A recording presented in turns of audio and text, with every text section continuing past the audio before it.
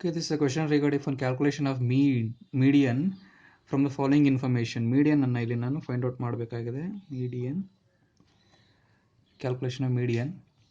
Okay, normal ಆಗಿ ಪ್ರಾಬ್ಲಮ್ನಲ್ಲಿ ನಮಗೆ continuous series ಹೇಗಿರ್ತಾ ಇತ್ತು? For example 0 to 10, 10 to 20, 20 to 30 ಈ ರೀತಿ ಇರ್ತಾ ಇತ್ತು. ಇದನ್ನು ಫ್ರೀಕ್ವೆನ್ಸಿ ಬಂದು 1 2 3 4 ಲೈಕ್ ಈ ರೀತಿ ಇರ್ತಾ ಇತ್ತು.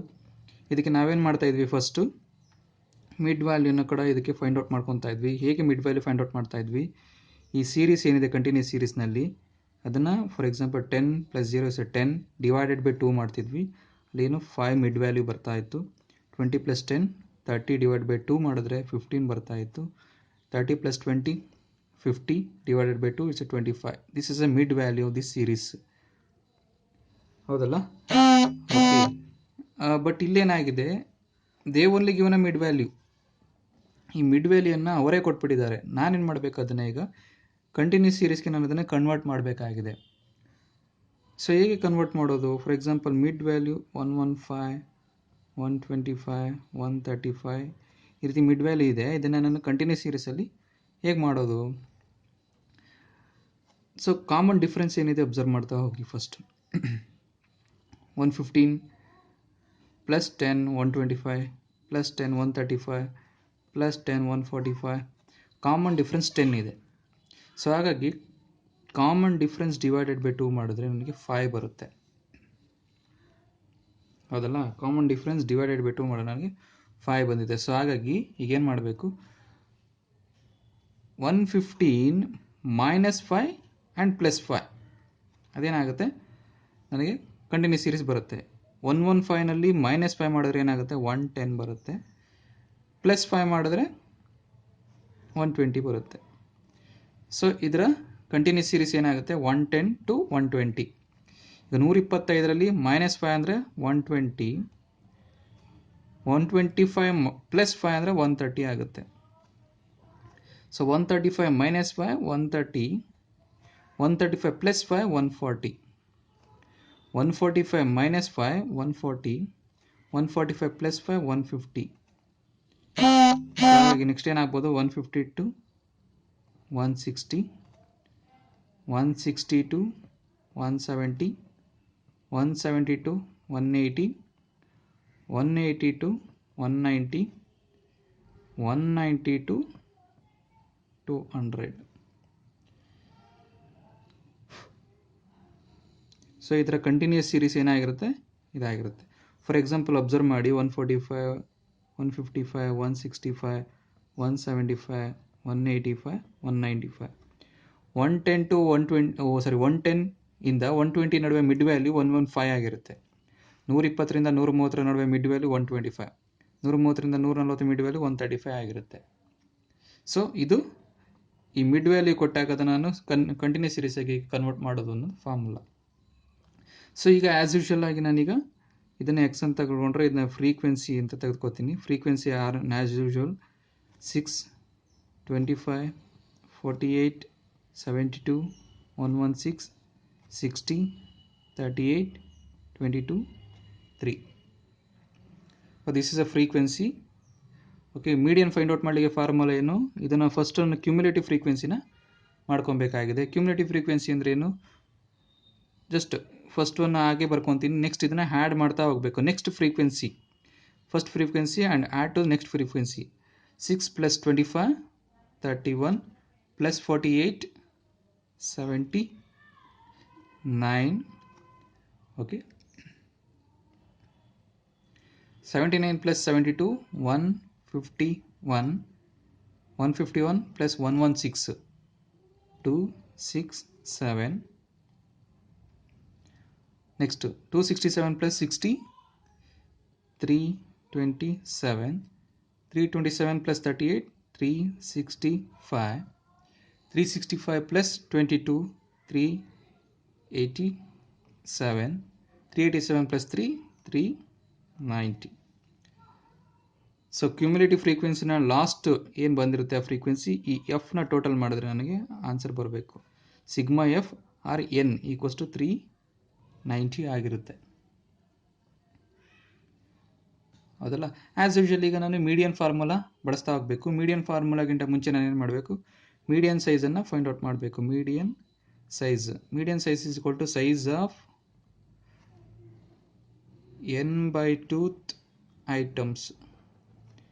Okay, n/2 means 390. N means 390 divided by 2. 390 divided by 2 195 ಆಗುತ್ತೆ. ಈ 195 ಕ್ಯುಮ್ಯುಲೇಟಿವ್ ಫ್ರೀಕ್ವೆನ್ಸಿಯಲ್ಲಿ ಯಾವ ರೇಂಜಲ್ಲಿ ಬರ್ಬೋದು ಅಬ್ಸರ್ವ್ ಮಾಡಿ. ಈ 151 ಅಲ್ಲಿ ಬರೋದಿಲ್ಲ, 267 ಒಳಗಡೆ ಬರುತ್ತೆ.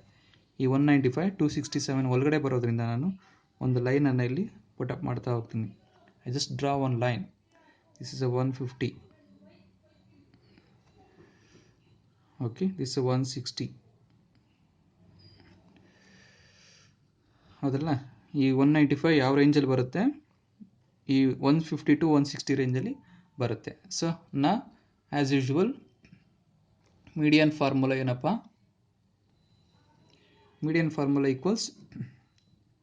Median equals L1 plus n/2 minus CF divided by F into I. So ಅದನ್ನು ಜಸ್ಟ್ ನಾನು ಅದಕ್ಕೆ ಇನ್ಫಾರ್ಮೇಷನ್ನ ಟ್ರಾನ್ಸ್ಲೇಟ್ ಮಾಡೋದಾದರೆ ಎಲ್ ಅಂದರೆ ಏನು, ಈ ಒಂದು ಮೀಡಿಯನ್ ಸೈಜ್ ಏನಿದೆ ಅದರಲ್ಲಿ ಬಂದಿರತಕ್ಕಂಥ ಒಂದು ಸೀರೀಸ್ ಏನಿದೆ ಅದರ ಕ್ಲಾಸ್ ಇಂಟರ್ವಾಲ್ನ ಲೋಯರ್ ಲೆವೆಲ್, ಹೌದಲ್ಲ. This is A L1. So that's A 150 plus lower ಕ್ಲಾಸಲ್ಲಿ ಬರ್ತಕ್ಕಂಥದ್ದನ್ನು ಕನ್ಸಿಡರ್ ಮಾಡ್ತೀನಿ. This lower class, this is A upper class. So lower class. So n/2 just I found out 390/2 195 minus ಇದು special ಏನಪ್ಪ ಅಂದರೆ ಇಲ್ಲಿ ಈ cumulative frequency ಯಾವ ರೇಂಜ್ನಲ್ಲಿ ಬಂದಿರುತ್ತೋ ಅದರ ಇಂದಿನ ತಗೋಬೇಕು. The preceding one of this cumulative frequency. Okay, ಯಾವಲ್ಲಿ ನಾನು ಲೈನನ್ನು ಎಳೆದಿರ್ತೀನಿ ಅದರ ಇಂದಿನ ಕ್ಯುಮ್ಯುಲೇಟಿವ್ ಫ್ರೀಕ್ವೆನ್ಸಿ ನಾನು ಕನ್ಸಿಡರ್ ಮಾಡ್ತಿದ್ದೀನಿ 151.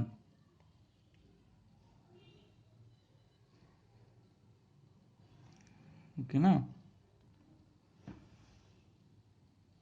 ಓಕೆ, ಈ ಕ್ಯುಮ್ಯುಲೇಟಿವ್ ಫ್ರೀಕ್ವೆನ್ಸಿ ಇದರ ಪ್ರಿಸೀಡಿಂಗ್ ಒನ್ ನಾನು ಕನ್ಸಿಡರ್ ಮಾಡ್ತಾ ಇದ್ದೀನಿ. That's 151 divided by F means ಈ ನಾರ್ಮಲ್ ಫ್ರೀಕ್ವೆನ್ಸಿ ಏನಿದೆ ಅದರ value 116 into I means class interval difference, common difference in this continuous series. ಎಷ್ಟಿದೆ common difference? 110 to 120 10, 110 plus 10 120, 120 plus 10 130. So common difference is the 10. Okay, next ಇದನ್ನು simplify ಮಾಡ್ತಾ ಹೋಗಿ. Okay, 195 minus 151 ಏನಾಗುತ್ತೆ 44 divided by 116 into 10 ಆಗುತ್ತೆ. Next 150 plus 140 divided by 116 ಏನಾಗುತ್ತೆ 0.379 ಆಗುತ್ತೆ into 10 to 150 plus 0.379 into 10 3.79 ಆಗುತ್ತೆ. So 150 plus 3.79 153.79 ಆಗುತ್ತೆ. This is a median.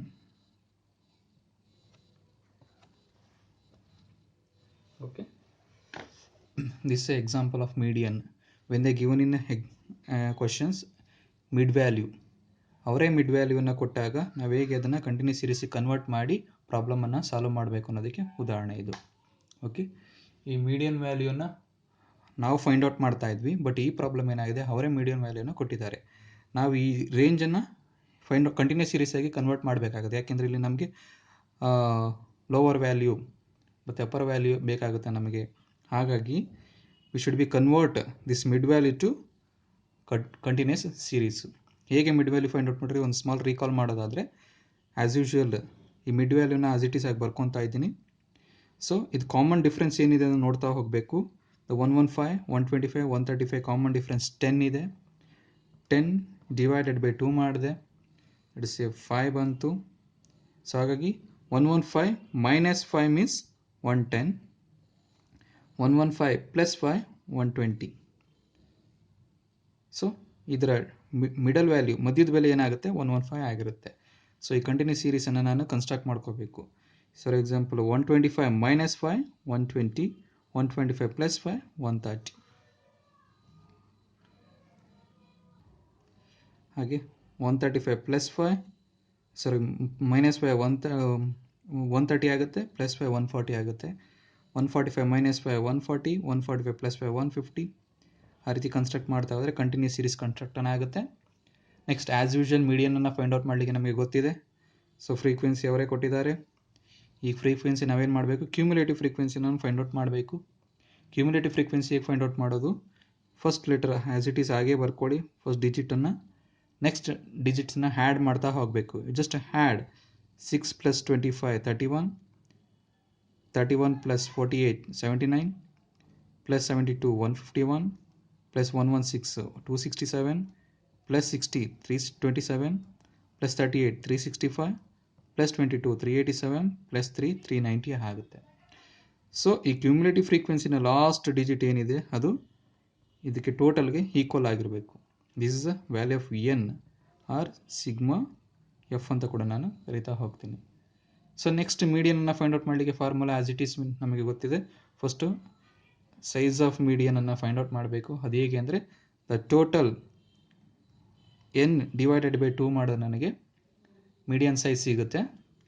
Just after find the median size exact ಯಾವ ರೇಂಜ್ನಲ್ಲಿ ಬರುತ್ತೆ ಕ್ಯುಮುಲೇಟಿವ್ ಫ್ರೀಕ್ವೆನ್ಸಿ ನಾನು ಅಬ್ಸರ್ವ್ ಮಾಡಬೇಕು. 151ನಲ್ಲಿ 195 ಬರಲಿಕ್ಕೆ ಸಾಧ್ಯ ಇಲ್ಲ. 267 ಒಳಗಡೆ ಈ 195 ಬರಲಿಕ್ಕೆ ಸಾಧ್ಯ ಇದೆ. ಹಾಗಾಗಿ ಅಲ್ಲಿ ಒಂದು ಲೈನನ್ನು ಪುಟಪ್ ಮಾಡ್ತಾ ಹೋಗ್ತೀನಿ. ನೆಕ್ಸ್ಟ್ ಫಾರ್ಮುಲಾ ಬಂದು L1 plus n/2 minus C F divided by F into I. L means ಇಲ್ಲಿ ಏನು ಲೈನ್ ಹಾಕಿದ್ದೀನಿ ಇಲ್ಲಿ ಇರ್ತಕ್ಕಂಥ ಕಂಟಿನ್ಯೂಸ್ ಸೀರೀಸಿನ ಲೋವರ್ ಲಿಮಿಟ್. ದ ಲೋವರ್ ಲಿಮಿಟನ್ನು L1 ಅಂತ ಕರಿತಾ ಹೋಗ್ತೀನಿ. This is upper limit. So next n/2 just I find out here the n divided by 2 195 minus cumulative frequency. Very important year.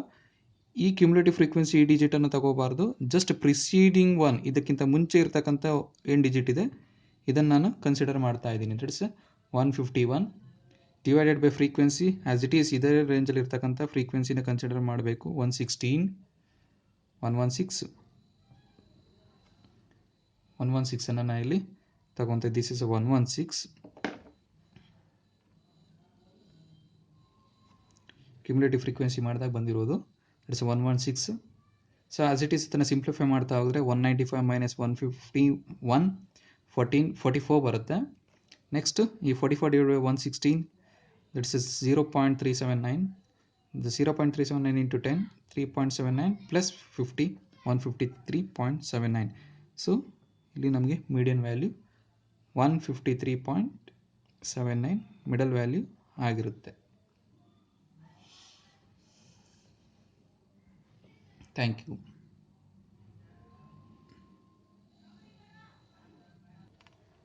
Okay, before going to winding up our classes, this is one more practical example I given to you.